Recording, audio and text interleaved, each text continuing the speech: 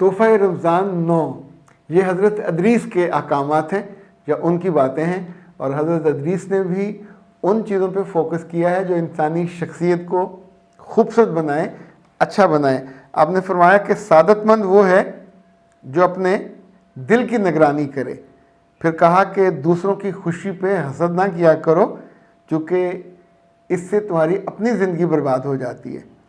تیسری بات یہ کہی کہ دانائی روح کی لمبی زندگی ہے، دنیا کی یاد اور نیک اعمال، دل کی نیت لازمی ہے، اور اللہ تعالیٰ کی نعمتوں کا شکر انسانی طاقت میں جتنا ہو اتنا کیا کرو، نعمتیں بڑھ جاتی ہیں۔ جھوٹی قسمیں مت کھایا کرو، نشے کی طرف مت جاؤ، حرام چیزوں سے دوری اختیار کرو، اور دنیاوی معاملات میں عدل و انصاف کا اہتمام کیا کرو۔